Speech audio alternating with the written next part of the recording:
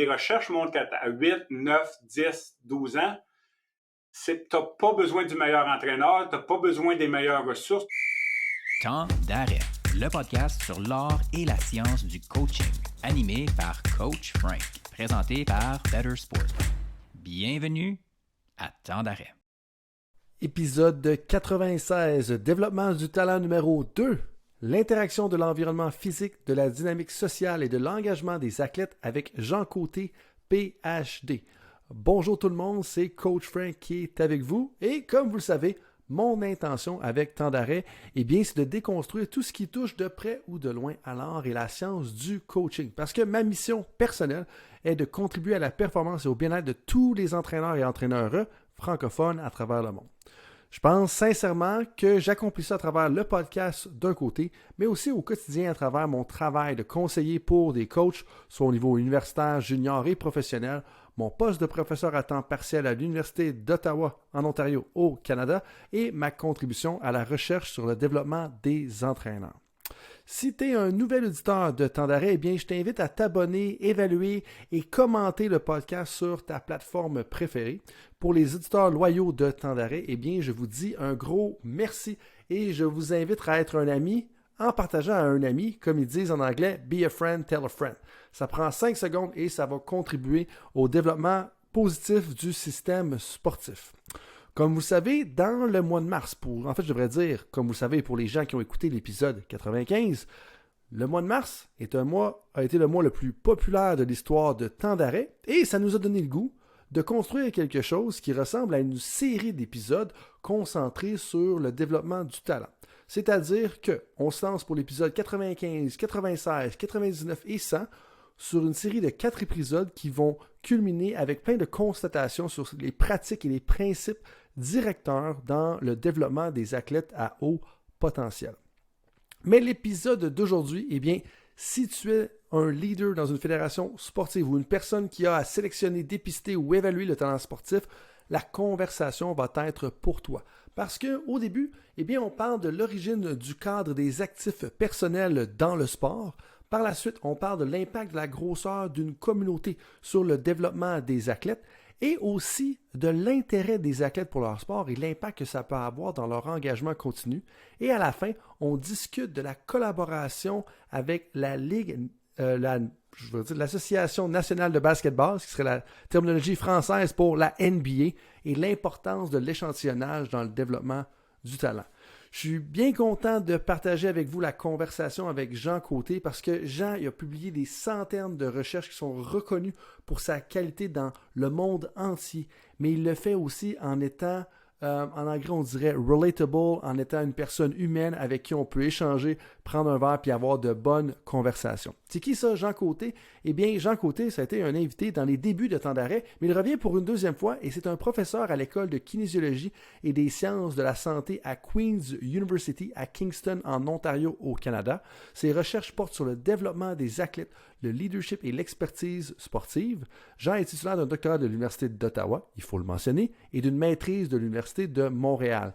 Ses intérêts de recherche comprennent l'examen de l'interaction entre les athlètes, la dynamique sociale et l'environnement pour le développement. Il a d'ailleurs coédité le premier livre complet sur le développement des talents dans le sport qui a été publié en 2013 par The Fitness Information Technology. Il a été conférencier ou professeur invité dans diverses institutions à travers le monde, notamment à Singapour, en Australie, au Brésil, en Allemagne, au Japon, en Grèce, en Espagne, en Israël, en Irlande, au Royaume-Uni et aux États-Unis. C'est plate la vie de professeur, je vous entends tout de suite le dire, je vous comprends.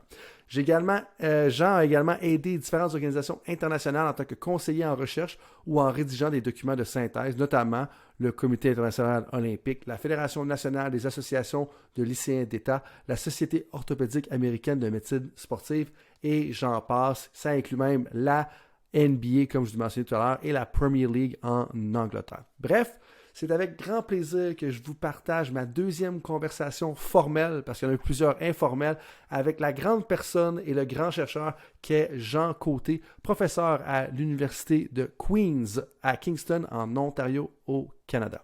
Là-dessus, tout le monde, je vous dis merci d'être avec moi dans l'aventure de Temps d'arrêt et je vous souhaite surtout un bon podcast. pour lancer la conversation, tu sais, Jean, comme de où est-ce que ça sort un peu tout ça, tu sais, comme toi puis moi, on échangeait quand même à plusieurs reprises sans être, on n'est pas nécessairement les plus grands amis du monde. À chaque fois qu'on se voit, on s'entend bien. Mais comme, je suis curieux de savoir comme de où est-ce que ça sort la genèse d'un concept comme ça.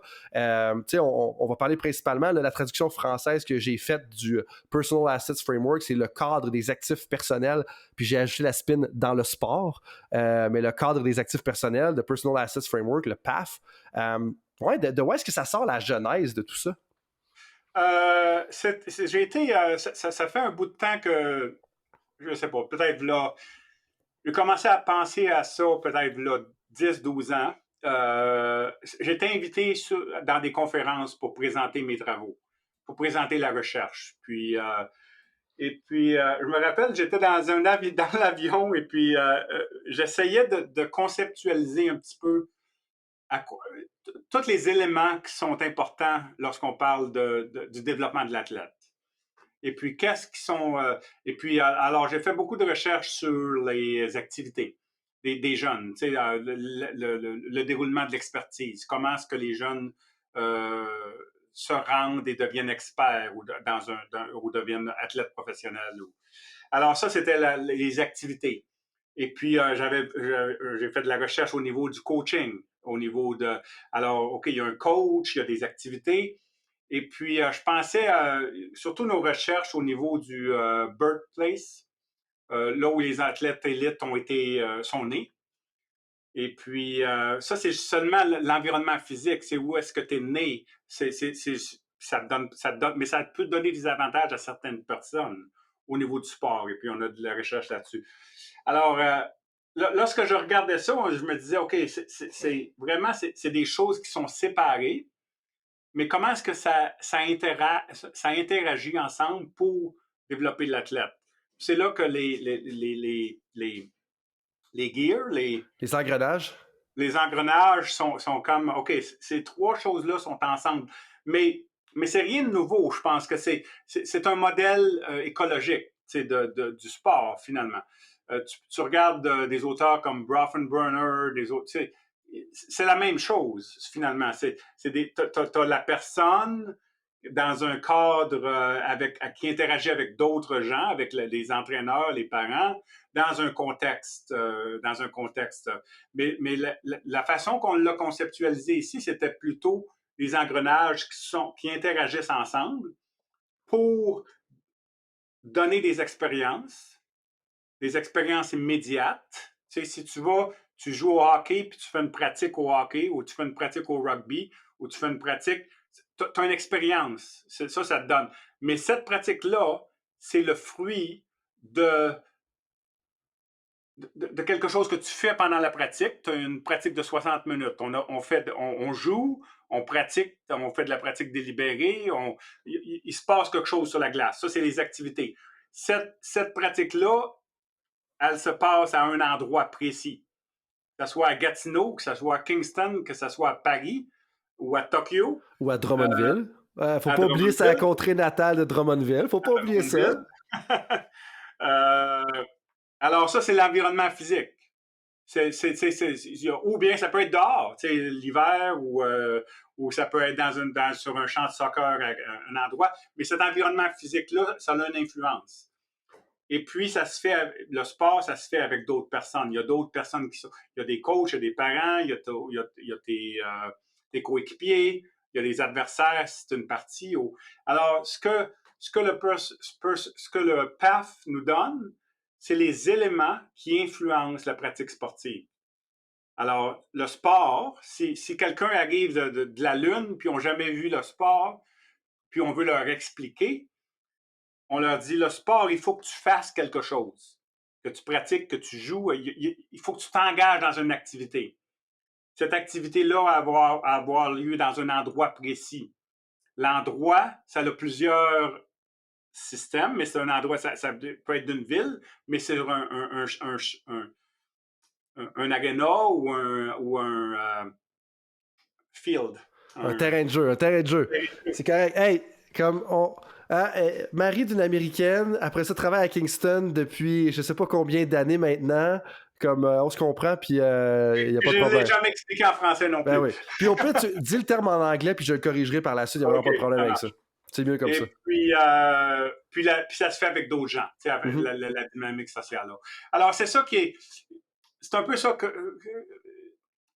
C'est un peu comme ça que ça a été né, là, la naissance de ce modèle-là. Ouais. Mais c'est pas un modèle explicatif, c'est plus un modèle descriptif. C'est quelque chose juste pour conceptualiser un peu quelles sont les variables qui affectent l'engagement dans le sport. Et puis, on peut parler un peu plus tard des différents outcomes ouais. À travers le temps, là. Ben oui, puis défi de ça. Puis en fait, je pense que ça va aider à contextualiser les affaires parce que, bon, le modèle qu'on parle, on va mettre le lien dans la description de l'épisode, ça c'est clair, c'est accessible, on peut le voir. Ça vient d'un article que tu as été le co-auteur avec, bon, il y a toi, il y a Mademoiselle Turnidge, je pense Monsieur Murata, Maguire et Martin. Donc, tu sais, 5 auteurs là-dessus. Youth Sport Research Describing the Integrated Dynamic Elements of the Personal Assets Framework. C'était publié dans l'International Journal of Sports Psychology. Puis moi, je trouve ça super intéressant parce que c'est pour 2 raisons. La première, qui est plus conceptuelle, /théorique, mon intérêt pour le coaching, c'est comme si on mettait tous les éléments qu'on sait qui existent dans le sport, puis on les met ensemble, mais encore plus loin, où est-ce que tu parles avec tes co-auteurs, co-autrices, là, des différents niveaux là-dedans. Puis ça, on va y revenir. Mais la deuxième, pour avoir été un grand fan de ta recherche depuis mes premiers jours que je suis arrivé aux études supérieures, comme, tu sais, on parle des 4C, tu parles de la définition du coaching efficace, on n'en parle pas, dans le modèle là-dedans, mais tu sais, quand je connais tes travaux, comme au départ, bon, tu as travaillé sur la définition du coaching efficace avec Wade Gilbert, tu sais, puis là, on parle de intrapersonal knowledge, interpersonal knowledge, puis professional knowledge, donc savoir professionnel, savoir interpersonnel, puis savoir intrapersonnel. Mais dans la définition, il y a aussi les 4 résultats attendus d'un bon coaching sportif. Puis c'est un peu quand tu parlais des outcomes tout à l'heure, tu sais, compétences, confiance, connexion, caractère. Puis c'est là que je trouve ça intéressant parce que c'est comme si tu rassemblais quand même pas mal de morceaux de ta carrière de chercheur, tu sais. Puis ça devait être le fun à faire parce que, tu sais, quand tu passes 20, 25 ans, peut-être que je te rajeunis, là, peut-être même, en fait, j'oserais dire même 30 ans. Non, quasiment 30 ans. Quasiment 30 ans dans la recherche, dans le coaching, tu sais, t'envoies des affaires, puis comme t'as interagi avec tellement de monde, c'est comme un rassemblement de plein d'idées, là. Tu sais, puis t'es pas tout le temps premier auteur là, sur tes travaux, mais celui-là, comme tu l'es, fait que j'ai assumé que t'avais quand même drivé pas mal de choses là-dedans, là, tu sais. Oui. Non, c'était exactement le but de cet article, puis le but de ce modèle. Puis je pense que plus j'en parle, puis plus ça a du sens. Ça a beaucoup de sens pour les organisations sportives aussi, au niveau de l'application. Tu sais, tu parles du coaching. Ça fait du sens parce que, puis même au niveau de, tu sais, on a des étudiants au doctorat puis à la maîtrise ici qui font des projets. Comme Luc Martin, mon collègue, il fait beaucoup de recherches sur Team Dynamics, la dynamique des équipes. Et puis, alors, c'est le niveau 2e de Social Dynamics. C'est la dynamique sociale, il y a 3 niveaux. Le premier niveau, c'est les relations 1 à 1. Le 2e niveau, c'est les équipes, la dynamique d'équipe. Le 3e, c'est l'environnement social dans lequel tu vis. Tu sais, dans une ville ou dans un... Alors, tu peux situer ta recherche, OK, j'étudie la dynamique sociale et puis j'ai des résultats qui me donnent que si les coachs font certaines choses, ça augmente, ça donne des athlètes qui sont plus confiants ou au niveau de la compétence. Ils améliorent leur habilité motrice. Mais je pense que ce qui est important, c'est de situer cette étude-là dans d'autres... Il faut essayer de contrôler pour l'environnement physique, puis il faut essayer de contrôler pour les activités qui sont faites aussi. Parce que ça va affecter aussi Alors, je pense que c'est très difficile de contrôler toutes les variables qui affectent le sport, mais c'est important au moins de les considérer puis de dire, ça, c'est seulement je regarde seulement qu'une petite variable qui affecte des conséquences, qui donne des conséquences à long terme ou à court terme au niveau de l'engagement, de la participation. Mais c'est important de situer nos études avec ce genre de modèle-là. Ben, tout à fait. Puis, tu sais, dans le modèle, bon, tu sais, as l'environnement physique. Moi, je pensais que c'était le contexte approprié quand je l'ai lu au départ. Bon, le premier morceau, le premier engrenage, c'est l'environnement physique. Il y a la dynamique sociale, donc l'environnement social. Puis, bon, il y a l'engagement personnel dans le sport, donc les activités sportives. Puis, j'en parlais justement avec un coach de tennis là, ce matin, tu sais, parce que, bon, j'avais un petit modèle que je travaillais sur comment organiser la performance, puis comment gérer comme coach. Puis, on disait, tu sais, l'idée des engrenages, pour moi, ça parle beaucoup parce que c'est pas vrai qu'on peut juste isoler, parce que là, il y a quelques instants, tu parlais de comment est-ce qu'on peut contrôler ça, mais on peut pas isoler le côté physique du côté social. On peut pas isoler le côté social du côté de l'activité, parce que le sport que tu joues, que ce soit le hockey ou le patinage artistique, ça a une influence sur la dynamique sociale. Tu es une athlète potentiellement de calibre national en patinage artistique à 16 ans. Ça se peut que ton expérience soit pas mal plus solitaire puis plus 1 à 1 que si t'es un joueur à première année dans le hockey junior majeur, tu sais. Fait que c'est complètement dynamique. Puis tout ça, fait que l'engrenage renvoie que, OK, une des engrenages, une des gears, ben, influence les deux autres. Puis ça, je pense que l'analogie est quand même importante parce que des fois, on a tendance à les prendre en isolation, mais c'est pas ça la job d'un coach, tu sais. Puis je sais pas si c'est un peu ça que tu voulais voir ou qu'est-ce que tu en penses là-dessus, mais moi, ça, je trouve ça quand même important comme distinction versus peut-être d'autres modèles qu'on voit. Oui, non, exactement. Puis je pense que ce qui est important aussi, c'est ton coach de tennis. Il y a de la recherche qui montre que au niveau des activités, avec les jeunes, par exemple, il faut qu'ils jouent. Et il faut qu'il y ait beaucoup de plaisir et moins de pratiques délibérées. OK, on met ça dans l'engrenage de Personal Engagement in Activities. Parfait. Mais si ça, c'est fait, puis le coach fait ça, mais si le coach est abusif, puis il n'y a pas de relation, il n'y a pas de bonne relation avec... Ça détruit un peu tout ce qui... Ça mène pas vraiment aux conséquences qu'on veut achever. Fait que c'est important de considérer le sport de considérer toutes ces variables-là ensemble. C'est là que ça devient très, très complexe. Parce que tu peux dire à un entraîneur, OK, il faut que tu sois très bon et que tu joues du leadership transformationnel, tout ça, que tu dois parler à tes athlètes, les écouter. Mais si tu as des activités qui ne sont pas appropriées, dans un environnement, si tu as un terrain de soccer qui est trop grand, qui est trop gros, qu'il n'y a pas assez de joueurs, ben, ça ne fonctionnera pas. Fait qu'il faut vraiment penser à ces trois genres de variables-là, et puis chacun des niveaux, pour essayer de contrôler le plus possible la façon dont le sport est pratiqué. Puis c'est vrai que tu t'amènes justement au niveau, c'est vrai dans la direction que je voulais aller parce que comme je trouve que les niveaux, c'est un élément important à prendre en considération. Ou est-ce que, bon, tu sais, on va avoir à intervenir à ces différents niveaux, mais c'est quoi un peu l'idée derrière tout ça? Puis comment est-ce que tu en es venu? Fait que je donne un exemple concret. Bon, au niveau de l'environnement physique, t'as la surface de jeu, t'as la structure de l'organisation puis du club, la structure de la ligue ou de la communauté. Comment est-ce que tu en es venu à faire les trois niveaux, puis qu'est-ce que tu vois, mettons, dans ces trois niveaux-là? Qu'est-ce que ça veut dire, là, en bout de ligne? Ça, c'était surtout au niveau de... Essayer de penser un peu le jeune qui joue, il joue sur un terrain de soccer. Disons, c'est le soccer. Le terrain de soccer est situé à Kingston, où ça fait partie d'un club. Ça fait partie d'un club spécifique. Le club spécifique fait partie d'une ville. Mais alors, lorsqu'on a fait nos études sur les villes, on sait que les villes ont une influence. Les villes qui sont plus petites semblent être plus promouvoir le talent, le développement de talent. Mais c'est pas... Qu'est-ce qui se passe dans les villes plus petites? Probablement que tu as des clubs qui sont un peu plus intimes, où les gens se parlent plus. Puis probablement que les activités sont adaptées, que les jeunes peuvent aller, puis ils peuvent jouer. Et puis... Alors, c'est ça au niveau des influences. C'est un peu ça, les trois niveaux. Alors, ce qui est important aussi, c'est, puis dans mes présentations, lorsque je présente il y a un champ de recherche au niveau du terrain. Si tu regardes à Non-Linear Pedagogy ou Small-Sided Game, je sais pas, tu varies les activités, tu varies la grandeur du terrain où tu adaptes ces choses-là.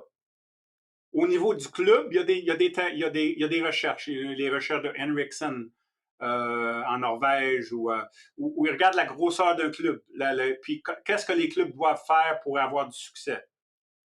Et puis, si tu regardes au niveau des villes, on a des recherches au niveau des villes qui semblent produire le plus d'athlètes professionnels. Mais l'élément commun dans tous ces champs de recherche-là, alors il y a plusieurs, on peut identifier des champs de recherche dans chacun des niveaux. Ouais. Et l'élément commun, juste pour un exemple ici au niveau de l'environnement physique, ça semble que la grosseur et puis le nombre de personnes a une influence au niveau de cette variable-là. Alors, la grosseur du terrain, si tu as des jeunes de 6 ans, ils ne jouent pas sur un terrain de soccer qui a à grandeur normale. Alors, il faut que tu rapetisses le terrain. Au niveau du club, il y a moins de recherches, mais il y en a un petit peu qui montrent que des clubs qui sont un peu plus petits, où il y a moins de personnes, où il y a plus de relations sociales, ça semble produire plus de... Puis au niveau des villes, alors je pense que ce que ça donne, puis je ne parlerai pas de chaque variable ici, là, de chaque niveau, mais on peut identifier des champs de recherche pour chacun des niveaux des engrenages. Et puis, on peut avoir des propositions informées par la recherche. Qu'est-ce que la recherche nous dit? Mm-hmm. Alors, ça, c'est au niveau de l'environnement. Mais avant d'aller aux autres, justement, comme il y a quelques éléments, je voulais toucher là-dessus parce que, bon, tu sais, la conversation qu'on a aujourd'hui, ça fait partie d'une série là, qu'on fait sur le développement du talent sportif parce qu'en ce moment, il y a beaucoup de fédérations, beaucoup d'intervenants comme au niveau québécois, francophone, là, que je vais dire, qu'ils se posent la question. Puis, tu sais, quand tu me parles des petits clubs, bon, toi, tu viens de Drummondville, les gens, les auditeurs savent très bien, je viens de Saint-Georges-de-Beauce. Tu sais, c'est pas la plus grosse ville au Québec, mais c'est une très belle petite ville. Tu sais, mais, tu sais, puis en lisant une des notes que j'ai prises, puis là, je l'exagère un peu, mais c'était comme gloire aux petits clubs. Tu sais, parce que des fois, on a tendance à penser que le gros club, dans la grosse ville, ça va avoir un avantage à cause des nombres, mais c'est pas le cas. Puis en fait, de toi, ce que tu connais, puis j'ai 2 questions là-dessus. Comme, la première, c'est comme pourquoi est-ce que c'est le cas? Est-ce que c'est juste une question justement de la relation personnelle? Fait qu'exemple, il y a une ville qui est pas trop loin ici, il y a un club de patinage artistique à Gatineau, comme, bon, ils ont clairement plein de monde, ils ont un sport-études. Tu as aussi un club de patinage artistique à Val-des-Monts, qui est une très petite ville, qui est juste peut-être 15-20 minutes au nord de où est-ce que moi j'habite. Ben, c'est pas la même dynamique. Mais est-ce que ça veut dire justement que, pourquoi est-ce que c'est plus favorable généralement, comme d'aller vers des petits milieux comme ça? C'est une grosse question que tu demandes, puis je n'ai pas de réponse précise. Mais, encore une fois, l'engrenage, les trois engrenages nous donnent des réponses. Alors, les petites villes, qu'est-ce qui se passe? Tu peux regarder au niveau de l'environnement physique, peut-être, et puis je pense qu'il y a des études qui nous montrent ça un petit peu, que sûrement que c'est plus sécure, et puis que les jeunes vont jouer au soccer après l'école. Et puis, ils n'ont pas besoin de parents ou d'adultes pour les superviser. Alors, ils vont sur un terrain de basketball ou ils jouent au hockey dans la rue. Peut-être, probablement, puis il y a un peu de recherche là-dessus aussi, que les relations sociales ne sont pas les mêmes. Alors, mon coach à Drummondville, j'avais une relation, c'était nos amis, ils connaissaient mes parents, ils connaissaient l'école où j'allais, ils connaissaient tout le monde se connaissait. Puis tout le monde. Alors il y a une certaine, il y a une certaine intimité qui peut être bonne au niveau de. Lorsqu'on parle des activités, peut-être qu'il y a plus d'opportunités pour jouer, pour le plaisir, sans pratique. À Toronto, si tu joues au hockey, ça va se faire dans un environnement organisé sur une glace. Mais si tu es à Kingston, il y a de la glace. Là, on n'a pas eu beaucoup cet hiver, là, mais à Drummondville, il y a des glaces dehors où on peut aller jouer au hockey. Alors, tu joues un peu plus que de la pratique. Alors, tout ça, tu regardes l'engrenage de juste l'environnement physique, ça nous donne, probablement que ça l'affecte les différents niveaux de l'environnement physique, mais aussi les autres niveaux des autres engrenages dans le modèle. Puis, tu sais, quand tu dis ça, ça me parle beaucoup parce que j'ai l'impression, puis nous, on est dans un secteur qui est un peu retiré justement de la communauté à Gatineau. Tu sais, ça, c'est comme un petit quartier en soi. Puis c'est beaucoup plus facile, j'ai l'impression, d'avoir accès à une patinoire, avoir accès à un terrain de basketball que ça l'est quand tu t'en vas dans le vieux hall, par exemple. mais en même temps, VUA, là, c'est plus dense, c'est plus, pour les gens qui n'ont aucune idée de où est-ce que je parle, là, c'est plus dense, c'est plus ça.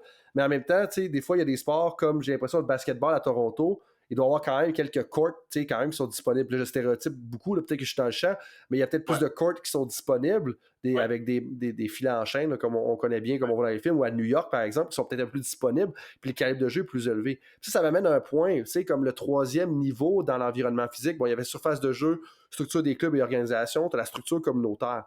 Puis la question que j'avais notée, puis je vais t'aller quasiment tel quel, c'est, tu sais, dans l'article, vous avez parlé de comme que les communautés de grandeur moyenne fournissent plus d'opportunités que les petites ou les grandes villes et représentent donc un contexte idéal pour le développement des athlètes et la participation sportive. Traduction libre de Coach Frank, aidé un petit peu par l'intelligence artificielle. Comme, c'est quoi une communauté moyenne? Puis, tu sais, je te donne des exemples. Est-ce que Drummondville, c'est une communauté moyenne? Est-ce que Lévis, c'est une communauté moyenne? J'essaie de figurer un petit peu ça parce que je me dis, si on est en charge du talent pathway, donc du parcours du talent, du modèle de développement des athlètes dans notre fédération, même qu'on est un club puis qu'on est un entraîneur-chef d'un club qui chapeaute les enfants de 4 ans jusqu'à ça, puis qu'on a des clubs, justement, on est comme des sous-clubs, autant dans 3 petites villes de notre région, c'est quoi une communauté moyenne? Puis...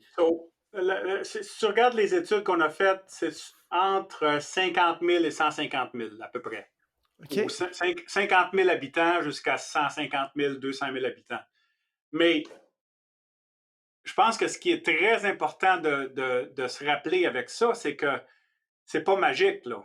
C'est pas si... Je me rappelle que lorsque ces études sont sorties, il y a un journaliste de Calgary qui m'a appelé, puis il a dit ce qu'on doit faire, c'est on doit dire aux gens à Calgary, aux jeunes familles à Calgary, si leurs enfants veulent jouer dans la Ligue nationale de hockey, de déménager dans une petite ville.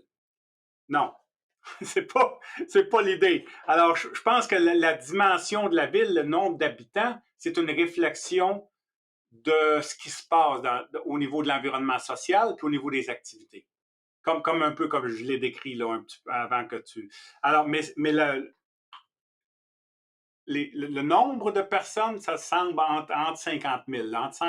Lorsque tu baisses en bas de 50 000, puis on n'a pas beaucoup de données là-dessus, mais on a vu des villes où il y avait 1000 ou 2000 habitants. Et puis, il y a le odds ratio, là, les probabilités? Les probabilités descendaient beaucoup. Mais lorsque tu penses à ça, c'est un endroit en Saskatchewan ou au Québec où il n'y a pas vraiment de centre. Puis il n'y a pas vraiment d'autres personnes. Alors, ça te prend un environnement où il doit y avoir d'autres personnes pour jouer, tu sais, pour jouer. Puis d'installation aussi. Donc, ça te prend assez de monde pour jouer une game de basket, que tu sois pas juste 3-4 qui soient intéressés par le basketball. Puis en même temps, ça te prend assez de taxes municipales pour que tu sois capable de payer le court de basket qui va être installé là. Puis, tu sais, ça me parle beaucoup. Puis, tu sais, au Québec, on en connaît beaucoup. Puis, en Saskatchewan, c'est la même chose. Tu sais, il y a beaucoup de petits... au Québec, c'est tous des Saint-André de je sais pas quoi, puis des Saint-Martin de je sais pas trop quoi. Puis tout ça. Puis c'est aucunement péjoratif. Là. J'ai de la famille qui vient d'une très petite ville au Québec, là, 500 habitants, puis tout ça. Mais l'idée là-dedans, c'est que tu n'as juste pas assez de ressources. Ça se peut qu'il y ait peut-être un élément comme il y a une super belle patinoire, mais tu n'auras pas de court de basketball, tu n'auras pas de court de tennis, puis tu n'auras probablement souvent pas assez de monde pour jouer de façon libre, ce qui revient un peu au centre de ta recherche, c'est l'importance du jeu dans le développement, de l'athlète, mais surtout de la personne dans son ensemble. Oui, c'est ça. Alors, je pense que ce qui est important dans tout ça, c'est de ne pas se fixer trop. C'est-tu le nombre de personnes? C'est pas vraiment le nombre de personnes. C'est l'accessibilité à des ressources qu'on peut utiliser, à des terrains de jeu, à des entraîneurs, mais pas les meilleurs entraîneurs. Parce que les meilleurs entraîneurs, si tu m'avais demandé, sont probablement à Toronto ou à Montréal, tu sais. Les meilleurs entraîneurs. Alors, je veux pas être... peut-être qu'ils sont à Drummondville aussi, mais lorsque j'étais jeune, que je jouais au hockey à Drummondville, on n'avait pas... Tu sais, il y a plus d'opportunités pour un entraîneur à Montréal qu'il y aurait à Drummondville ou à Saint-Hyacinthe ou à dans des plus petites villes. Tu sais. Ben, tu sais, prenons juste la réalité canadienne. Dans la réalité canadienne, si tu es un entraîneur d'une équipe nationale, bon, c'est peut-être dans certains sports, c'est la première fois que tu vas avoir un emploi à temps plein, c'est quasiment les seules affaires qui sont à temps plein.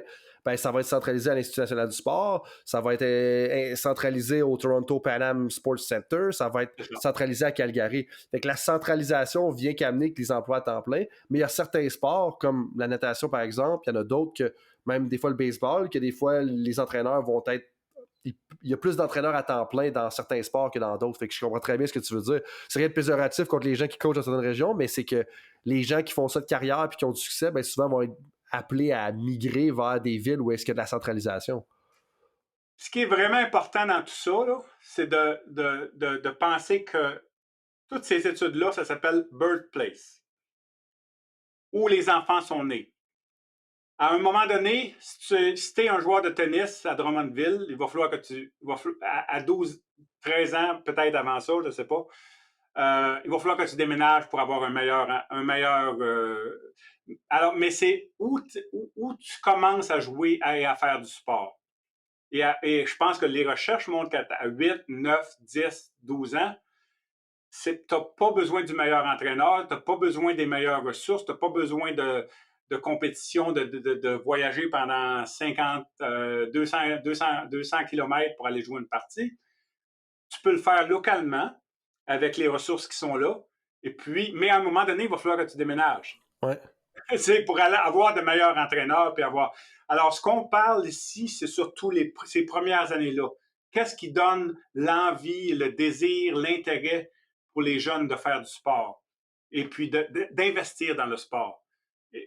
Alors, c'est ça, je pense intéressant. que c'est important de faire cette distinction-là parce que les entraîneurs, t'en as besoin. Là. À un moment donné, il faut que tu ailles. Ben oui, donc clairement. Puis, tu sais, ce que tu amènes là par rapport au voyagement, pour moi, c'est tellement utopique à quel point que des fois, il y a des entraîneurs, mais ça va être des dirigeants de club, ça va être aussi des parents, ça va être peu importe, vont dire on a besoin de voyager pour aller chercher le meilleur calibre. Puis là, t'as comme l'enfant, il a 9 ans, je suis comme cancel. Ouais. Puis tu sais, juste aller là-dessus, tu sais, puis par rapport à ça, puis tu sais, je sais que t'abondes dans le même sens, mais en ce moment, on est en train de compléter un mandat, j'appelle ça un mandat scientifique, mais en bout de ligne, on accompagne une fédération, tu sais, juste à voir c'est quoi les pratiques exemplaires à l'international, tu sais, puis les principes directeurs qui ressortent de tout ça. Puis une des fédérations qu'on regarde, c'est Badminton Danemark, tu sais. Puis sans parler des gens à qui on a parlé, Badminton Danemark, pour ces gens qui ne savent pas, ben, le meilleur joueur au monde de badminton est danois, puis le 8e meilleur au monde est danois, puis ils ont comme 4 meilleurs joueurs dans le top 20. On penserait tout aux pays d'Asie, mais moi, j'avais aucune idée que le badminton au Danemark était super populaire, puis était vraiment bon là-dedans. Puis tu sais, comme eux-mêmes, là, c'est un petit pays, là, mais eux, ils ne font pas de compétition nationale, si on pourrait dire l'équivalent de compétition provinciale. Je pense que j'étais là-dedans ce matin, mais c'est avant l'âge de 13 ans. Tu sais, fait que, tu sais, avant ça, là, ils voyagent même pas entre les régions. Puis c'est pas le plus gros pays au monde, on s'entend, le Danemark, là. Je suis comme, pourquoi nous, on a besoin de partir de Ottawa puis de s'en aller à Windsor à 8 ans? Tu sais, je veux dire, c'est quoi l'intérêt là-dedans? Puis ça, je pense que c'est important. Ou est-ce que ça revient que, oui, les meilleurs ont besoin de pratiquer avec les meilleurs, à un certain point dans le développement de l'athlète. Mais ce que tu me dis, puis j'avais pas réalisé que c'était cette tranche d'âge-là, mais la tranche 8, 9, 10, 11, peut-être 12, peut-être 13, peut-être 14, dépendamment du sport, dépendamment de plein d'affaires. C'est juste, dans le fond, ce que tu me dis, c'est l'accès aux opportunités. Je pense que oui, c'est ça. T'sais. Puis je pense que un autre variable aussi, si tu pratiques le hockey à Toronto, puis que tu as 8 ans, qu'est-ce qui va se passer à Toronto? Tu vas aller à un camp d'entraînement, puis ils vont te dire si tu es bon ou tu n'es pas bon au hockey. Si tu joues au hockey à Drummondville, ou peut-être même une plus petite ville que Drummondville, même à Kingston. Je me rappelle Kirk Muller, les Canadiens, il vit à Kingston, puis j'avais fait une présentation ici, puis il disait, lorsqu'il a grandi à Kingston, qui était une petite, on ne dit pas une ville de 120 000 habitants à peu près, lorsqu'il jouait au hockey mineur, il n'y avait pas assez de jeunes pour faire une équipe. Il fallait qu'il recrute d'autres joueurs pour... tu sais, c'est une équipe. Puis, il a joué à toutes les positions dans l'équipe. Puis, il a vraiment eu des opportunités qu'il n'aurait pas eues s'il avait été à Toronto. À Toronto, probablement qu'il aurait été à un camp d'entraînement. S'il n'était pas capable de patiner du reculon, ben il aurait dit non, on ne te choisira pas. Alors, à 8 ans, déjà, ils te disent si t'es bon ou si t'es pas bon.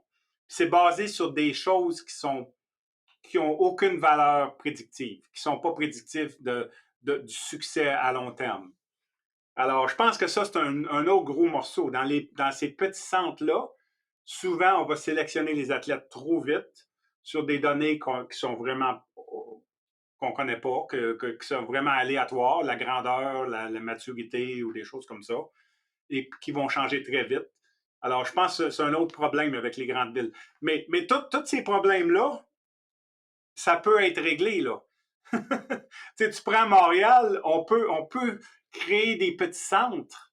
On peut donner des opportunités à tous les joueurs. On peut essayer de recréer cet environnement-là qui sont dans des plus petites villes. Je pense que c'est ça qui est important. Fait que ce que tu es en train. Ça, c'est intéressant parce que ça fait un lien avec des travaux sur les leaderships, mais avant d'aller là-dedans, comme ce que tu dis en bout de ligne, c'est qu'il faut. Je vais dire contrôler, j'aime pas le terme contrôler. Là. Il y en a qui vont dire depuis que Jean-Michel Pelletier est passé sur le podcast parce qu'il m'a call-out sur le fait que j'aime contrôler les choses, parce que j'aime ça être organisé.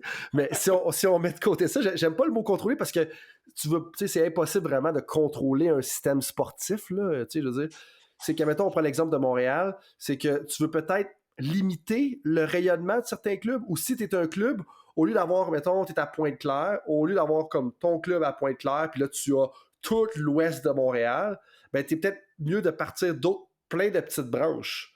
Comme c'est un peu ça que tu veux dire? C'est de créer un environnement. C'est de créer un environnement où les jeunes veulent aller jouer dehors. Disons qu'un problème, c'est la sécurité. Les jeunes ne peuvent pas aller sur la patinoire dehors à Montréal parce qu'il y a des gens qui sont là. Puis, on peut engager un adulte qui va être là, puis qui va juste, c'est pas un coach, c'est juste un adulte qui va s'assurer que les jeunes jouent en sécurité. Et puis qu'il n'y a pas de gens qui peuvent, parce que c'est ça qui se passe dans les petites villes. Les jeunes peuvent aller, ils n'ont pas besoin de supervision des adultes. Mais c'est de prendre des mesures, essayer de contrôler l'environnement, je ne sais pas, ou de structurer l'environnement pour que ça donne des opportunités aux jeunes de pratiquer, de jouer, d'avoir du plaisir, de socialiser avec les autres, de se connaître. C'est ça qui est le sport. C'est des interactions sociales, c'est d'avoir du succès, que les jeunes expériencent ça. Puis lorsqu'ils ont ces expériences-là, mais ça mène à des conséquences à long terme qui sont très positives. Ben, c'est ça. Puis, tu sais, ce que tu mentionnais là, pour moi, ça fait plein de liens. La première, comme j'avais pas réalisé ça jusque-là, mais tu sais, quand tu parlais de la communauté, puis le sentiment d'appartenance, puis le fait qu'ils sont allés d'un plus petit club là, avec l'enfant, mais tu sais, je sais pas si tu as lu le livre Sapiens de Yuval Noah Harari, qui révise... bref, c'est un professeur israélien qui révise l'histoire au complet, puis il révise un peu l'histoire, mais le voit de façon alternative. J'invite les gens à le lire, on rentre pas là-dedans. Les gens qui ont lu, vous comprenez pourquoi on rentre pas là-dedans. Puis, tu sais, c'est un livre juste de curiosité intellectuelle. Mais il mentionne comme de quoi que une fois qu'un groupe dépasse le chiffre de 150, comme quelque chose comme ça, on a comme besoin d'une entité comme un gouvernement, comme un pays, comme la religion, pour nous rassembler, parce qu'il y a une perte de sens et il y a une perte de sentiment d'appartenance. Là, j'ai fait un stretch, mais je pense que tu vois aussi que je m'en vais. Ou est-ce que... Oui. Là, je ne suis pas en train de dire aux gens d'utiliser le chiffre 150 pour déterminer la grosseur d'un club. Mais tu sais, il y a un aspect un peu là-dedans où est-ce que, tu sais, si on est un club puis que tu as, on va dire, 40 joueurs de baseball, 5-6 entraîneurs, un intervenant en préparation physique, un directeur, gérant, par là, t'es 60. Tu sais, probablement que le sentiment d'appartenance est là, t'as les parents autour. Mais tu sais, si le club t'es rendu au point que t'as 150 athlètes, t'as 30 entraîneurs, mais là, t'as comme dépassé le chiffre magique, selon Yuval Noah Harari, qui parle justement, tu sais, de ça. Fait que ça, c'est l'élément numéro 1 que je vois, puis comme je dis pas, vraiment, je dis pas de suivre le chiffre 150, mais l'idée que il y a un tipping point que c'est rendu comme trop de monde, puis que là, on se détache de la communauté, tu sais. C'est comme une gang qui a trop d'amis. En bout de ligne, tu te sens-tu autant dans la gang quand il y a 50 amis, tu sais, ou ça, là. Peut-être que je m'embarque, peut-être que c'est moi qui n'ai pas tant d'amis que ça, là. Mais, mais on se comprend, là, tu sais, là. Mais, tu sais, la communauté de la recherche, c'est un peu ça en coaching, tu sais, comme toi puis moi, on se connaît, mais il n'y a pas, tu sais, des personnes qui font de la recherche en coaching, il y en a beaucoup, mais il y a quand même un petit cercle de, tu sais, de personnes qui viennent du Commonwealth, qui se tiennent ensemble aussi, puis tout ça. Oui. Puis l'autre point, ça revient à... Tu sais, il y a beaucoup de recherches en leadership en ce moment qui parlent comment est-ce que on s'en va vers une ère, ou un ère, là, peu importe le genre, là, de la décentralisation. Puis que si on essaie de trop centraliser, puis là, oui, il faut centraliser les athlètes à un moment donné pour que les meilleurs pratiquent avec les meilleurs, mais il faut aussi décentraliser au point qu'on permet à tout le monde d'opérer, tu sais, comme on n'est pas en train de tout essayer de trop contrôler parce que ça devient trop restrictif comme environnement. Ça fait-tu du sens, ça, un peu avec ce que tu as lu puis ce que tu as écrit? Parce que, puis là, c'est des idées qui se bousculent, là. Je réfléchis clairement en te parlant, là, puis ça me stimule, là, ce que tu dis. Là. Non, définitivement, tu sais, c'est... Puis je pense que c'est ça qui est important de voir ces interactions-là entre les différentes variables là, du modèle. C'est que tu peux avoir un effet sur... c'est très difficile de changer la grandeur de la ville. Hein? Il y a peut-être juste les changements climatiques qui vont être capables. Ouais. Mais tu peux changer la grandeur du terrain, par exemple. Puis tu peux changer le nombre de joueurs qui sont sur le terrain. Et puis je pense que c'est ça. Lorsque tu regardes chacune des engrenages, le niveau le plus le plus près là, du milieu, on peut avoir un effet, un effet direct là-dessus au niveau de nos relations 1 à 1, mais c'est beaucoup plus difficile d'avoir un effet sur l'équipe, ou c'est plus difficile d'avoir un effet sur le club ou sur le. Puis vois-tu, c'est là, ça c'est comme tu j'avais pas réalisé, mais dans le fond, comme toi, tu as les 3 engrenages. Puis, bon, mettons, si je prends juste les cercles du milieu, comme tu viens de mentionner, tu as la surface de jeu dans l'environnement physique, tu as l'intérêt pour le sport, donc le sport que tu pratiques dans l'engagement personnel. Ouais. Puis, dans la dynamique sociale, tu as le relationship, tu sais, les relations 1 à 1. Mais tu sais, l'entraîneur contrôle chacune de ces 3 dimensions-là. Mais en même temps, la fédération, elle la contrôle, / à l'influence, / elle supervise comme la structure, peut-être les activités complémentaires, peut-être l'environnement social, puis là, c'est peut-être trop big. Mais c'est là que ça prend du sens pour moi, parce que la personne est capable de se dire, OK, où est-ce que moi, je suis capable d'intervenir? Exactement. Ça m'amène à un point, merci de ton commentaire, parce que ça m'amène à un point très important pour les gens qui sont sur le terrain, tu sais. Mais l'autre affaire, je veux parler, j'en ai parlé ce matin, d'ailleurs, de ça, avec 2 collègues, puis je veux parler du personal engagement in activities, l'engagement personnel dans les activités, donc des activités sportives. Mais je veux pas parler du cercle qui touche au sport. Je veux t'entendre sur complementary physical activities puis complementary activities. Donc les 2 cercles, c'est activité physique complémentaire. Donc l'athlète pratique un sport, on va dire le tennis. Bon, il y a des activités physiques complémentaires. Ça se peut qu'il joue au basketball, ça se peut qu'il fasse du cyclisme, ça se peut qu'il fasse du ski de fond. Puis tu as activité complémentaires, donc on enlève le physique, qui là sont autre chose complètement. Qu'est-ce qu'il faut retenir de ça? Puis je veux entendre ça de la bouche du premier auteur de cet article-là. Ça, je pense qu'on manque le bateau big time là, dans la communauté dans l'ensemble. Je pense que les recherches qui nous donneraient de l'information là-dessus sont surtout faites au niveau de la physiologie ou de les études sur le sommeil, sur la nutrition, mais je pense que c'est très important lorsqu'on pense qu'un athlète, c'est un joueur de tennis, tu vas jouer au tennis. OK. Puis le coach va avoir une influence au niveau de la pratique. Alors, c'est le sport of interest. C'est l'élément le plus près. Ils vont jouer, il va y avoir des drills, il va y avoir des pratiques, il va y avoir des games, des tournois. Cette personne-là, ce joueur de tennis-là, va faire d'autres sports aussi, surtout s'ils ont 10, 12, 13 ans. Ils veulent jouer au basketball, ils vont avoir de l'éducation physique à l'école, ils vont avoir d'autres choses qui vont influencer leur intérêt pour le tennis ou pour d'autres choses. Puis l'autre niveau que tu parles, complementary activities, c'est chaque athlète a une vie en dehors du sport. Ils vont à l'école, ils ont des amis, ils ont une famille, ils ont des interactions avec d'autres gens, avec d'autres personnes, ils ont des activités, peut-être qu'ils font de la musique, qu'ils jouent de la musique à l'école, peut-être qu'ils doivent avoir des relations au niveau avec des interactions avec des amis, ils vont à des parties, ils vont peut-être qu'ils ont un travail à temps partiel. Si tu augmentes en âge, peut-être que c'est un travail à temps plein. Puis ils jouent. Alors, je pense que ces complementary activities-là, encore une fois, c'est quelque chose qu'on va avoir. C'est plus difficile à affecter, c'est plus difficile à changer, mais ça fait partie de la vie d'un athlète. Surtout à 8, 9, 10, 12 ans. Il faut comprendre que les jeunes, ils ont d'autres choses dans la vie que juste jouer au tennis ou jouer au soccer ou jouer au hockey. Puis c'est important que ces activités-là il y ait un certain équilibre entre le temps qu'ils passent dans ces activités-là. Puis ce que vous dites là-dedans, c'est pas juste le fait que c'est important. Oui, OK, on veut les laisser être des enfants. Ça, c'est quelque chose que tu sais, à un moment donné, il faut les laisser être des enfants, des jeunes enfants. Mais là-dedans, dans l'article aussi, c'est comme, tu sais, vous mentionnez, il apparaît, là, selon les références, comme plusieurs références, que ces activités complémentaires-là vont contribuer au bien-être social, émotionnel et physique de la plupart des gens. Alors qu'on a tendance... Puis l'exemple qu'on a sorti ce matin dans ma conversation avec des collègues, puis que c'est une de mes collègues qui a sorti ça, c'était, il y a une patineuse artistique de je sais pas trop où, je sais pas trop à quel endroit, dans quel pays, en fait, je suis même pas sûr du pays, que il fallait qu'elle assiste à son cours de mathématiques. Elle voulait assister à son cours de mathématiques en personne.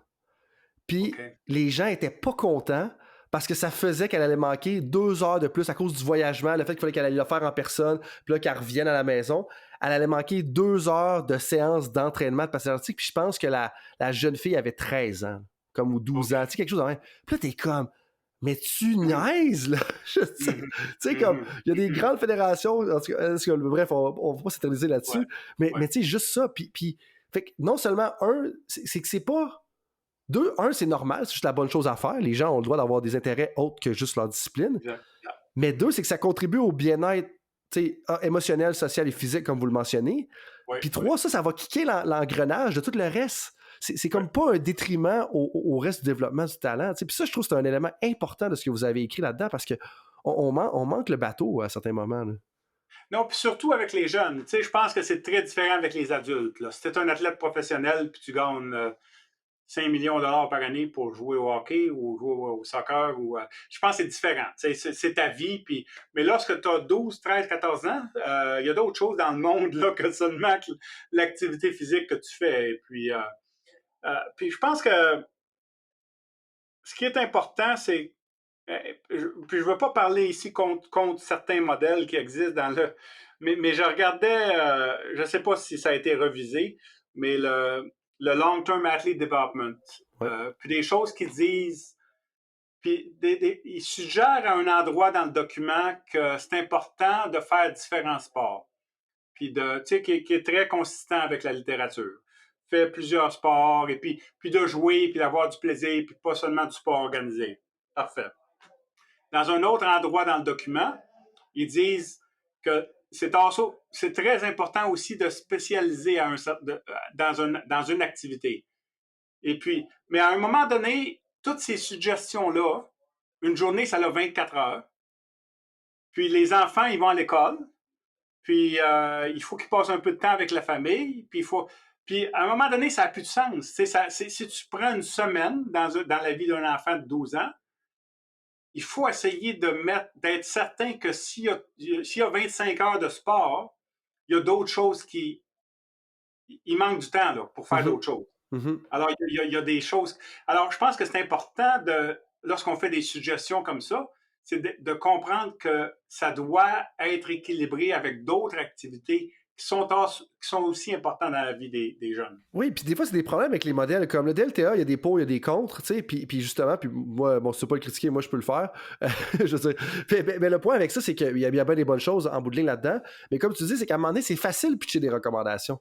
Puis tu sais, ça, moi, je le vois dans mon travail, puis tu sais, je veux dire, puis je pense que c'est une affaire que je trouve intéressant un peu de ton champ de recherche, puis comment tu as amené le modèle aussi, c'est qu'à un moment donné, comme on peut pas juste dire aux coachs puis aux fédérations, faites ça, faites ça, parce qu'à un moment donné, il manque de temps de toutes les faire. Puis l'autre affaire que je pense que, en tout cas, moi, ce que j'ai compris de ce que tu as dit aussi, c'est que des fois, ils sont conflictuels. C'est comme, tu peux pas dire qu'il faut être multisport puis qu'il faut se spécialiser en même temps, là. À un moment donné, comme, c'est ça, exactement. C'est problématique quand on va faire ça, là. Ouais, basé là-dessus, il y a des... je sais pas si tu as vu les... J'ai travaillé un peu avec la NBA, la National Basketball Association. Ben, hey, parle-en, je voulais t'amener avec ça. Comme oui, vous avez fait, ouais, t'as travaillé avec la NBA, puis en fait, ouais, vas-y, justement. Mais on continue à travailler ensemble un peu, là. C'est sur la recherche, mais aussi c'est pour communiquer des guidelines, c'est quoi, des lignes directrices, des lignes des directrices. recommandations. Puis je pense que tu peux regarder sur l'Internet, là, je pense que c'est juniornba.com. Puis on a des tableaux puis qui parlent exactement de ça. Alors, on a regardé un jeune de 12 ans, puis là, je ne me rappelle pas, il faudrait que je regarde, mais si tu regardes la littérature au niveau du sommeil pour les jeunes de 12 ans, un jeune de 12 ans, il faut qu'il dorme environ 12 heures par nuit. C'est les recommandations, là. Ouais. Alors, ce qu'on a fait dans ce genre de ligne directrice-là, c'est qu'on a commencé, on a regardé la vie d'un jeune de 12 ans. Ils vont à l'école peut-être 6 heures par jour. Il faut qu'ils dorment 12 heures par jour. Alors, on a déjà 18 heures de rappeler. Puis, tu sais, il voyage ou il y a peut-être 2 heures là, où il faut qu'il... Alors, il reste plus grand temps pour faire du sport, là. Tu sais, si tu mets un autre 2 heures de sport là-dedans, il reste pas grand temps pour faire d'autres choses. Alors, je pense que c'est important de regarder toute la vie d'un jeune, puis qu'est-ce qu'il doit faire pour avoir une vie qui est un peu équilibrée. Puis tu rajoutes le sport là-dessus, mais ne pas vraiment commencer avec le sport. T'sais, on va faire 4 heures de pratique par jour, puis là, tout d'un coup, ils dorment moins. Ils n'ont plus de vie familiale. L'école souffre un peu parce qu'ils n'ont pas le temps de faire leurs devoirs. Là, tout d'un coup, ça devient un problème. Alors, il faut commencer avec les choses qui sont importantes. Le sommeil, c'est important. La nutrition, c'est important. La vie familiale, c'est important. Les relations sociales avec d'autres gens, c'est important. Ouais. On sait que c'est important lorsque tu as 12 ans. Et puis là, tu rajoutes le sport là-dessus. Tu sais, ton système de soutien personnel, ça va t'aider à être persévérant là-dedans. Là. Si tu as beaucoup de soutien versus pas de soutien, il y en a une des deux personnes qui va t'offrir plus longtemps. Mais justement, comme peut-être de nous en dire un peu plus, comme c'est quoi le travail que vous faites avec la NBA? Donc là, tu as touché un petit peu à faire des guidelines, mais qu'est-ce que vous avez fait puis depuis combien de temps vous faites ça? Ça fait à peu près peut-être 7-8 ans. Là. C'est un groupe, on a écrit des articles sur... ça a commencé avec la spécialisation précoce, le Early Specialization. Ouais. Et puis, c'est un groupe, c'est des docteurs de la NBA qui sont à UCLA, John DeFiori. Et puis, je fais partie de ce groupe-là comme chercheur. Et puis, un autre groupe, il y a Bob Rotella, c'est un motor development. OK. Et qui vit au Texas. Et puis, Arnie Gulish, qui est de l'Allemagne. Il fait des recherches surtout sur Early Specialization. Là. Okay. Et puis, le reste du groupe, c'est des gens de New York qui font partie de la NBA. Puis le problème qu'ils ont identifié, c'est que les jeunes de joueurs de basketball, c'était devenu trop professionnel, c'était devenu trop la spécialisation précoce. Ils faisaient seulement que jouer au basketball. Il y avait beaucoup de blessures, beaucoup de burn-out. Puis des gens qui lâchent le basketball, des jeunes très talentueux. Et puis, alors, là, ce qu'on fait, c'est de la recherche. On fait des études, puis en suivant un peu des jeunes au niveau longitudinal. Et puis, on a produit ces guidelines-là, les lignes directrices-là, qu'on suggère aux organisations de basketball. Et puis, c'est un peu ça. Fait que c'est de la recherche qu'on fait pour essayer de développer des lignes directrices. Puis, ces lignes directrices-là, lorsqu'ils sont adaptés par les organisations ou par des clubs, on essaie de mesurer, voir ou les évaluer, voir si ça mène à moins de blessures, plus d'engagement. C'est intéressant pour deux raisons. Première chose, la NBA qui décide de s'attaquer ou d'investir, je veux dire, au développement des jeunes. Fait que ça, c'est vraiment comme intéressant de un. Fait que d'un côté, je veux savoir un peu... la première question que j'aurais pour toi, c'est quoi leur intention, eux autres, derrière ça? C'est quoi le but, le motif? Qu'est-ce qu'ils veulent accomplir là-dedans? Je pense que ça avait commencé, probablement, la façon que ça a commencé, c'était les blessures surtout, puis de voir des jeunes très talentueux lâcher. Okay. Et puis je pense que c'est l'origine de tout ça. Et puis, moi, ils m'ont contacté, puis à cause de la recherche qu'on avait faite sur... Et puis, mais là, ça s'en va beaucoup vers la santé et puis le well-being, là, le bien-être social. Et puis essayer de, par le basketball, sont très intéressés pour développer le talent. Là, c'est encore une chose, un objectif principal, mais aussi sont intéressés à garder le plus de joueurs de basketball possible le plus longtemps dans le sport. Ben oui, plus qu'il y a de monde qui dribble un ballon dans le monde, plus que c'est bon pour eux autres, dans un sens. Là. Puis, justement, comme ce qui est intéressant aussi de vos études, c'est que c'est longitudinal. Parce qu'il y a plein de commentaires qui ont été faits sur, justement, le multisport, la spécialisation, puis tout ça, mais c'est des fois un peu... il n'y a pas tant d'études longitudinales qui ont été faites, mais là, c'est vraiment longitudinal. Puis on parle de l'étendue de combien de temps? On est-tu dans le 2-3 ans? On est dans le 7 ans? Dans le 8 ans? Là, on regarde... on administre des questionnaires. On est rendu là, à une deuxième année, mais on continue à ramasser des données. Là. Et puis, on a commencé un projet, c'est la NBA, avec un club en Allemagne. Je ne veux pas identifier encore parce que ce n'est pas encore officiel, là. Mais là où on va aussi, on va faire essayer de collecter des données là, au niveau pour plusieurs années. Là. Un club de jeunes, puis voir leur développement. Mais c'est pas facile à faire. Hein? C'est des études au niveau longitudinal. On ne sait pas qui va se rendre professionnel. Là. On regarde des jeunes, alors c'est pas des... Mais tu as raison d'identifier que les études, ce qu'on connaît au niveau des données, au niveau de développement de l'athlète, c'est surtout des études rétrospectives où des gens ont été interviewés. Et puis, il y a beaucoup de... On manque un peu de validité au niveau de la mémoire. Puis les gens, qu'est-ce qu'ils se rappellent? Est-ce que c'est vraiment les choses qui... Mais c'est ça qu'on a. Ouais, tu sais, mais tu sais, bravo à l'NBA, USA Basketball, le club en Allemagne de faire ça. Tu sais, ils vont chercher un gars de Drummondville qui travaille à Kingston pour travailler là-dessus. Tu sais, mais j'aimerais ça entendre des histoires comme ça avec des clubs d'envergure, mais au Canada. Tu sais, puis des fois, comme, tu sais, je trouve que ça n'arrive pas assez. Puis ça, c'est tout à leur éloge de justement voir ça. Avant d'aller dans les questions éclairs, Jean, je veux quand même te parler un petit peu du cheminement du talent sportif. Parce que là, en touchant à la NBA, d'ailleurs, tu m'as emmené dans le deuxième volet. Puis tu sais, sans trop te mettre sur la sellette, il y a un modèle que tu as publié, je crois, justement avec Veronica Allen, Jennifer Turnage, je vais dire Matt Virima, puis Mr. Evans en 2019. Puis dans ce modèle-là, le DMSP, là, je ne sais pas si ça dit quelque chose. Je dis tes premiers auteurs, ça devrait te rappeler, mais comme tu parles justement des enjeux de la comme performance, participation, développement personnel, selon le type de parcours que tu vas avoir. Puis, dans le fond, ce que je veux juste savoir, c'est comme, c'est quoi que les gens devraient retenir par rapport au parcours du talent? Parce que, je te le dis, c'est comme un enjeu actuel de plusieurs acteurs, personnes impliquées dans le sport.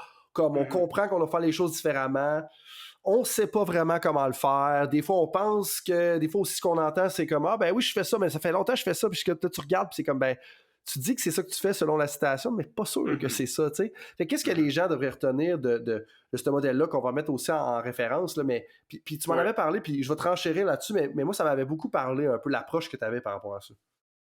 Je pense qu'il est important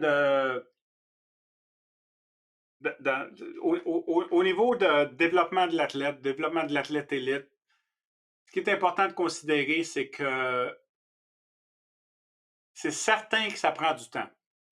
Puis que c'est une chose qui se passe, ça doit se faire à long terme. Le problème, c'est que si on pense seulement à long terme, le jeune de 8 ans, de 9 ans, il ne pense pas à long terme. Le jeune de 8 ans, 9 ans, il pense à demain. Tu as des enfants qui sont jeunes? Oui, ils sont pas mal jeunes, je dirais. OK. Plus jeunes que ça encore? Ouais. Mais les jeunes, c'est pas... Tu sais, c'est un jeune de 10 ans, là, il pense pas à... Lorsque j'aurai 20 ans, c'est sûr qu'il pense demain matin, qu'est-ce que...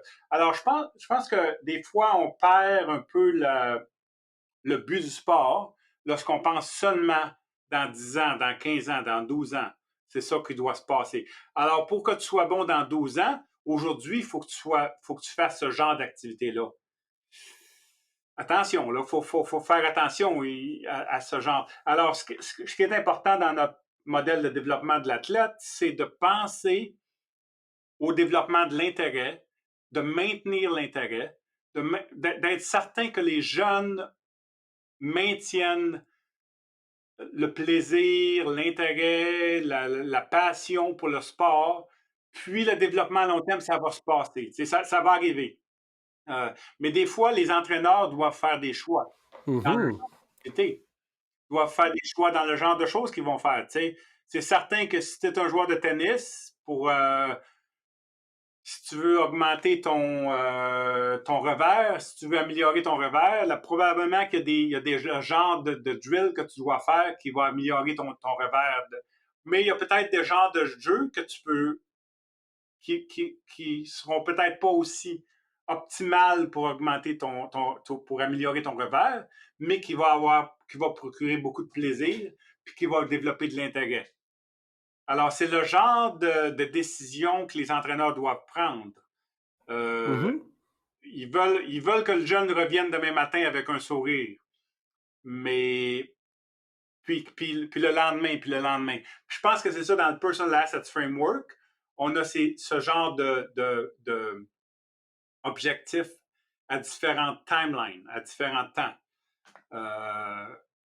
Et puis, c'est important de penser l'expérience immédiate demain matin, mais l'expérience au niveau d'une saison, puis de plusieurs saisons ensemble qui vraiment mènent à l'expertise ou à l'engagement continu. Puis c'est intéressant que tu dises ça parce que il y a deux affaires. La première, il y a un des entraîneurs avec lesquels je travaille qui me parle tout le temps, il dit, tu sais, l'enjeu numéro 1, c'est la motivation. Tu sais, si je suis capable de garder mes athlètes motivés, c'est comme, tu sais, en bout j'ai fait la majorité de ma job, tu sais, dans le sens qu'on comprend, là, je veux dire, il connaît son sport, il connaît son coaching, là, je veux dire, c'est pas ça le point, là, mais c'est l'élément numéro 1. Puis l'anecdote que j'ai à te dire, puis je pensais jamais que ça arriverait, j'enseigne des cours de coaching à l'Université d'Ottawa, puis là, cette année, j'enseigne le cours de coaching 3. Fait qu'étudiants de 3e, 4e année qui sont vraiment, ils en mangent du coaching, tu sais, cours de 17 personnes, puis une des pierres angulaires là-dedans, c'est tu fais ta planification annuelle, mais 2, à la fin du cours, ils font un portfolio d'un programme. Fait que si demain, je tombe coach d'équipe U15, qu'est-ce que je fais? T'sais? 30 pages, 40 pages, peu importe. Mais une chose que je leur demande dans ça que j'avais jamais fait avant, puis que je suis flabbergasté par les réactions, c'est, j'ai dit, à la fin de ton portfolio, je veux une page de réflexion sur l'impact de ta planification sur la motivation des athlètes. OK. Puis si tu sais, t'es quoi la réaction des étudiants? C'est comme, mais qu'est-ce que tu veux dire, coach? Comme, tu sais, là, il m'appelle coach ou prof, là, peu importe, là, mais qu'est-ce que tu veux dire, tu sais? Comme, non, mais comme, là, ils savent juste pas par où commencer. Puis, en fait, il y a une étudiante qui a vraiment bien saisi. Fait que là, coach, comme, tu veux voir, comme, s'ils vont aimer ça, s'ils vont pas aimer ça. Mais exactement. Parce que là, tu fais ta planif pour gagner ta saison, le U15, là.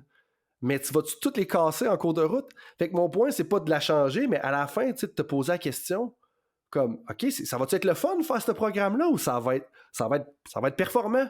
Mais maudit que ça va être plate, tu sais, ou comme des choses comme ça. Puis ça, c'est intéressant parce qu'on a dit que c'est comme une arrière-pensée. Puis c'est correct, là, c'est des étudiants, puis j'aime bien mieux qu'ils pensent à ça dans leur cours de 4e année, puis c'est le but, tu sais. Mais je pense que ça reflète quand même quelques entraîneurs qui ne se posent pas cette question-là. Puis c'est correct, tu sais, comme je le dis tout le temps, les entraîneurs travaillent fort, puis la plupart ont des bonnes intentions. Des fois, ils sont juste, tu sais, c'est pour ça que le podcast existe aussi, puis qu'on se parle aujourd'hui. C'est pour amener ces connaissances-là. C'est qu'ils essaient de faire le mieux avec ce qu'ils connaissent, puis nous, c'est de faire le pont, puis d'amener ces connaissances-là pour les aider. Mais de penser à la motivation en premier, particulièrement si c'est avec des athlètes de 12 ans et moins, selon votre modèle, c'est clairement important. Il faut qu'ils veulent, avant de pouvoir être un athlète d'élite, il faut que tu continues à faire du sport. Je veux dire, c'est l'élément numéro 1. T'sais.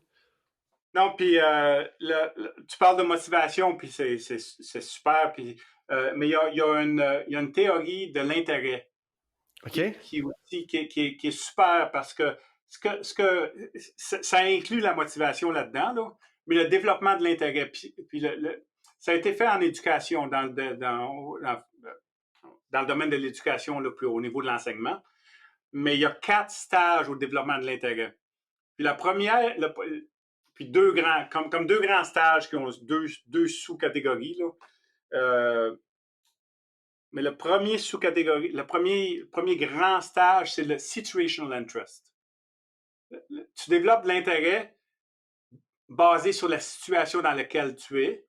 Puis le deuxième étape de l'intérêt, du développement de l'intérêt, c'est individual interest. Okay. Alors, c'est un peu comme au niveau de la motivation de extrinsic puis intrinsic.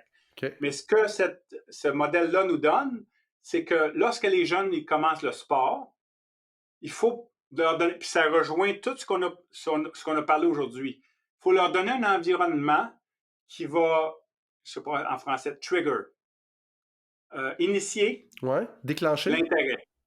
Un environnement. Alors, si tu as une patinoire à côté de chez vous, puis tu as des patins, puis tu as un hockey, tu vas y aller. Parce que la situation, l'environnement initie de l'intérêt dans l'activité. Mm-hmm. S'il n'y a pas de cours de basketball à côté de chez vous, puis s'il n'y a pas d'endroit où tu peux aller, l'intérêt va...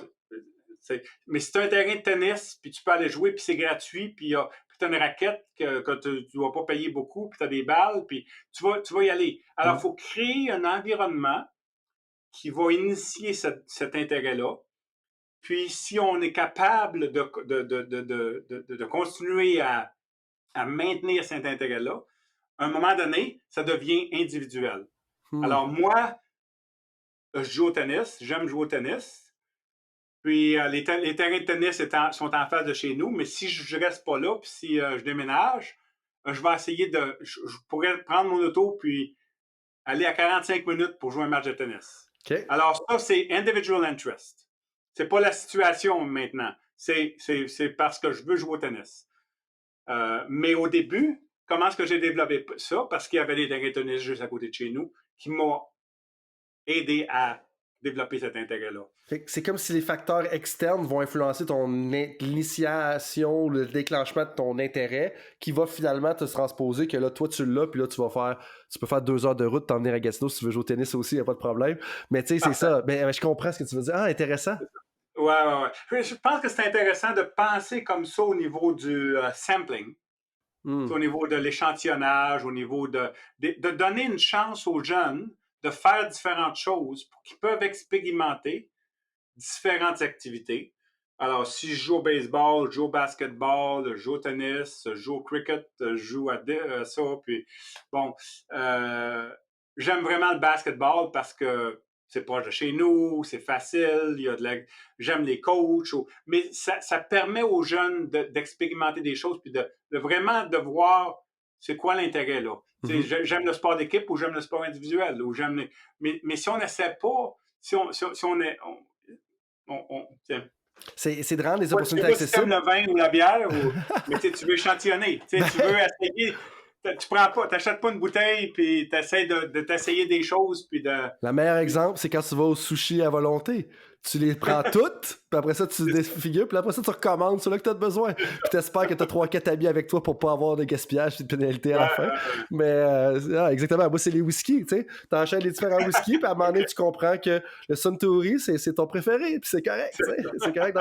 Mais en parlant de personnes... Est-ce que tu es commandité par ton podcast? Ah non, j'aimerais ça, mais en part, c'est ouvert. S'il y en a qui veulent commanditer, Glenfiddich... Non, le whisky que tu as mentionné. Ah non, il n'était pas commandité, mais si en passant, c'est comme mon casque des Eagles, ça. S'il y a une équipe professionnelle qui m'embauche, qui est autre que les Eagles, ça va me faire plaisir d'enlever le casque. Même affaire pour le whisky, ça va me faire plaisir d'en mentionner un autre. Mais parlant d'échantillonnage, la question surprise que j'avais pour toi, j'aime beaucoup le jeu Start Bench Cut, donc partant réserviste coupé. Toi qui as échantillonné ou qui as expérimenté avec beaucoup de pays dans le monde, si tu avais à choisir un là, pour aller prendre ta retraite, tu as le Brésil, la Suisse ou l'Australie? Lequel qui est partant, lequel qui est ton réserviste, puis lequel que tu coupes? Ah, il faut que... Wow! C'est 3 beaux pays. Et,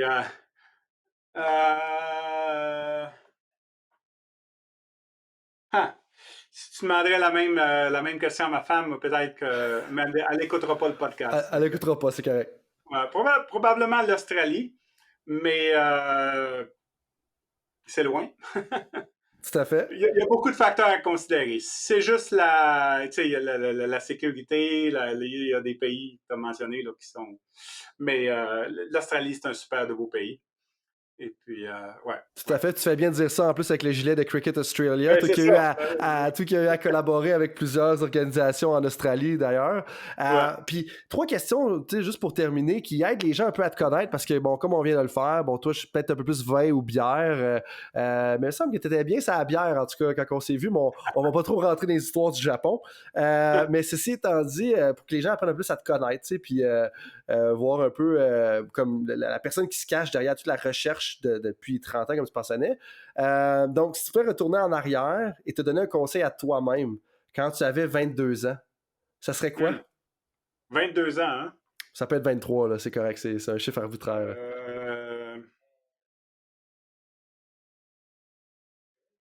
Je pense de mettre l'importance des relations personnelles, d'établir et puis de maintenir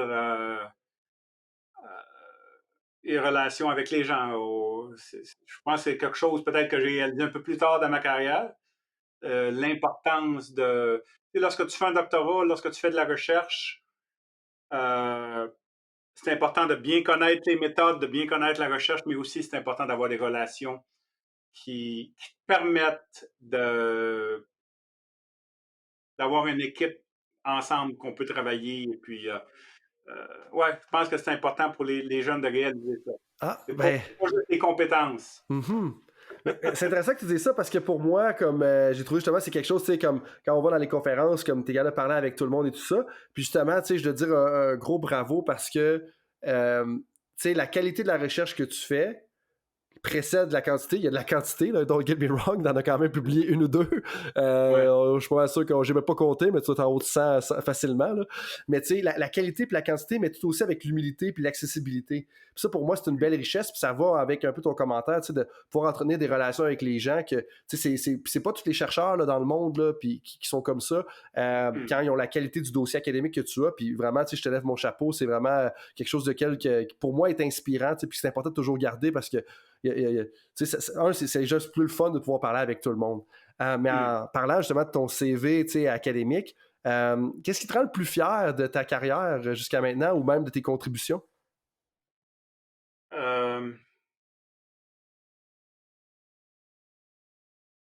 Probablement, ça tourne toujours aux alentours de la même chose, là. Mais probablement les étudiants avec qui j'ai travaillé et puis de voir leur succès puis de voir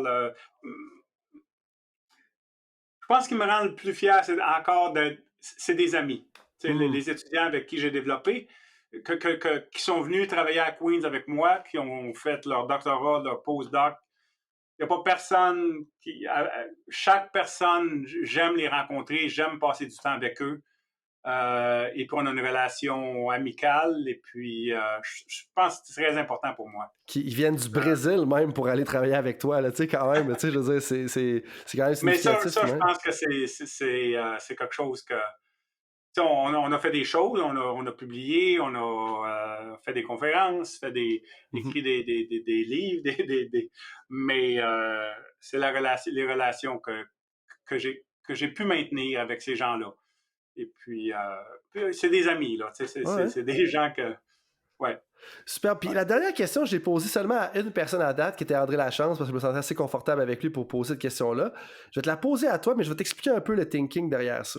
C'est que, bon, tu fais beaucoup de recherches sur, tu sais, le développement des jeunes, comme, tu sais, l'environnement, tu sais, Youth Sport Research, coaching transformationnel, puis, tu sais, comme il y a un aspect, je vais dire humaniste, là, je sais pas si on peut catégoriser là, mais un aspect humaniste quand même à ce que tu fais. Puis moi, la question que je vais te poser, puis je vais te donner le temps de répondre en rajoutant à cette question-là, c'est quoi l'idée peut-être la plus fausse répandue à ton sujet? Puis l'orientation, c'est que des fois, on lit, mettons, des travaux de recherche comme les travaux que tu as faits, puis c'est comme si des fois, on ne veut pas pousser vers l'excellence. Puis là, je dis pas que c'est ça que tu as dit, mais comme, est-ce que c'est, tu sais, ça, c'est le genre d'affaires que je me demande, est-ce que c'est les gens qui lisent tes travaux puis qui disent, non, mais finalement, on va jamais faire qu'un athlète, faudrait qu'il se rende à l'excellence, puis on fait juste faire du sport pour juste faire du sport. Tu sais, comme, c'est le genre de questions un peu que je me demande, est-ce que c'est une idée fausse que les gens ont peut-être quand ils vont lire tes travaux? Parce que moi, je pense que c'est pas ça. Mais tu sais, t'en es où, mettons, par rapport à cet aspect-là, de l'excellence? Parce qu'il y a quand même beaucoup de tes travaux qui tournent autour du Youth Sport Research puis de l'aspect humaniste, comme je disais. Mais en même temps, j'ai l'impression que tu n'es pas nécessairement contre le fait qu'un athlète de hockey devienne un joueur de la Ligue nationale. Fait que je veux savoir, est-ce que tu te sais-tu un peu par rapport à ça? Je sais pas si tu me poses la question au niveau des choses qui sont... que les gens parlent au niveau du contenu de ma recherche ou au niveau de moi, au niveau personnel? Ça peut être le contenu de ta recherche, ça peut être personnel. C'est comme une des choses que peut-être que tu veux démystifier, que tu es comme... ma recherche est là-dessus, mais peut-être que je pense aux choses. Là, vas-y, aussi que tu le sens. Aussi que tu le sens, Jean. Peut-être au niveau de la recherche, l'échantillonnage, le sampling, je pense que ça a été... L'interprétation que les gens font de ça, ça a été... Je pense que c'est peut-être le fait que je vieillis, mais je pense que les choses commencent à se répéter. Et puis, probablement que j'ai fait la même chose lorsque j'étais un jeune chercheur, que j'ai pris des idées de d'autres personnes, puis sont devenues les miennes. Ouais. Probablement que tout le monde fait ça, mais je vois des choses qui sont publiées, puis qui disent, hey, écoute, c'est pas nouveau, ça, là. Surtout au niveau de l'échantillonnage, il y a des petits détails que les gens comme qui parlent au niveau mais lorsqu'on parle de sampling, là, c'est l'échantillonnage au niveau de vraiment ce qui est important dans ce qu'on a dit et dans ce qu'on a écrit, c'est très important au niveau au niveau social d'échantillonner. C'est pas seulement au niveau des habiletés motrices. On n'a quasiment jamais parlé de ça. Mais ce qui est important pour un jeune, c'est de ne pas toujours faire la même chose avec la même personne, toujours en même temps. C'est de la variation. Cette variation-là, cette variabilité-là, elle peut se passer au niveau d'un sport. S'il y a de la variabilité, mais si je joue au soccer, puis je joue au soccer sur la plage, puis je joue dans un club organisé, puis je joue sur un terrain de tennis, c'est 3 activités complètement différentes. C'est certain que c'est une balle de soccer, là, OK, c'est certain, mais c'est des environnements qui sont complètement différents. J'ai un coach, là je joue avec mes amis, puis je joue dans le sable, tu sais, avec... mais c'est... OK, ça peut être le soccer dans ces trois activités-là, mais c'est complètement différent. Puis c'est ça qu'il faut rechercher, c'est la variabilité au niveau... Alors, je pense que la variabilité de plusieurs sports, certains, mais ça peut coûter cher. Là, si tu le prends à la ligne puis tu te dis on va faire du hockey, du tennis, du basketball, du football, puis d'un coup, ça n'a plus de bon sens là, parce que tu samples, mais ça prend autant de temps que si tu spécialises à un jeune âge. Puis tu investis toutes tes ressources là-dedans, puis ça te permet peut-être pas de faire autre chose. Puis là, je parle de ressources financières là-dedans qui pourraient te permettre de faire d'autres expositions. Puis je suis vraiment content d'avoir posé la question. Parce qu'il y a 2 éléments que je retiens dans la réponse. C'est un, reconnaître les gens qui sont venus avant nous. Puis plus je vieillis, peut-être que justement, c'est comme tu disais au fait qu'on est jeune, mais plus je vieillis, je suis pas si vieux que ça quand même, là, mais je pense que faut pas oublier qu'il y a des gens qui ont fait de quoi avant nous, puis le reconnaître. Mais 2, j'avais pas réalisé ça. Ça me rend vraiment content d'avoir posé la question. Quand tu parles du sampling years, dans le modèle que vous avez publié en 2019, ça dit dans le fond 12 ans et moins. On veut faire plusieurs sports, faciliter l'intérêt situationnel, comme jouer, pas nécessairement trop de pratiques spécialisées. Mais pas juste au niveau sportif. Fait que pas juste au niveau sportif, mais 2, ce que je trouve intéressant, c'est autant au niveau de l'environnement physique que l'environnement social. Puis là, moi, ça m'amène à un autre point. Est-ce que c'est bon d'avoir un entraîneur, j'imagine, constant pour le développement technique, mais est-ce qu'on devrait plus encourager l'échantillonnage d'entraîneurs, dans le sens que si tu es dans un même club, pendant 3 mois, tu vas travailler avec Véronique, pendant 3 mois, tu vas travailler avec Megan, pendant un autre 3 mois, tu vas travailler avec Jonathan. Tu sais, ça peut être applicable comme ça aussi? Ça serait super. Ben oui. Parce que tu peux le faire au niveau d'un club. Ben oui. Je vais donner le parallèle. Tu sais, comme j'ai eu...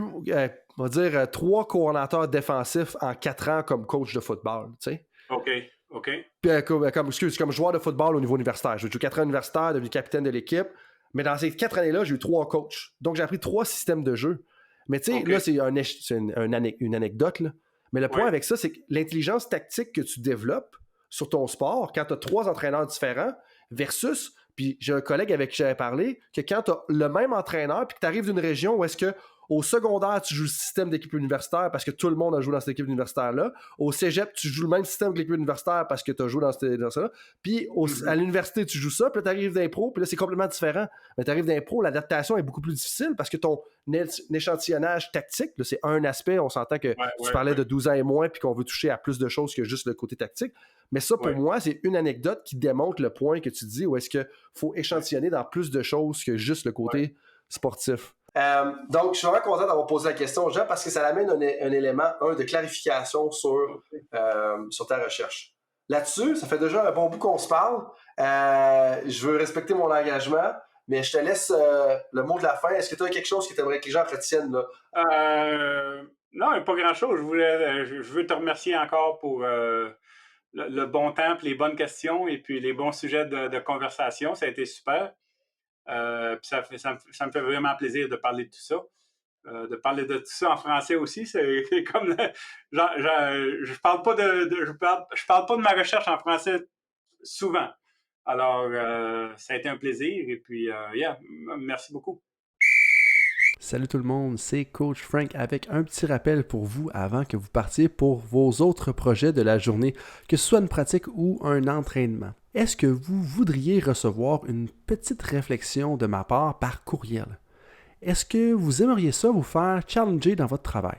Si oui, bien, la réflexion du coach est pour vous. C'est quoi ça? Eh bien, c'est un petit courriel textuel qui partage les idées, concepts et débats qui animent mon esprit dans les dernières semaines. C'est très court, 250 à 500 mots. Et donc, si vous voulez recevoir ce genre de courriel qui va susciter de la réflexion, eh bien, visitez le drcoachfrank.com dans la section Contact et inscrivez-vous. Sinon, eh bien, je vous dis à la prochaine et merci d'être avec moi dans l'aventure Temps d'arrêt.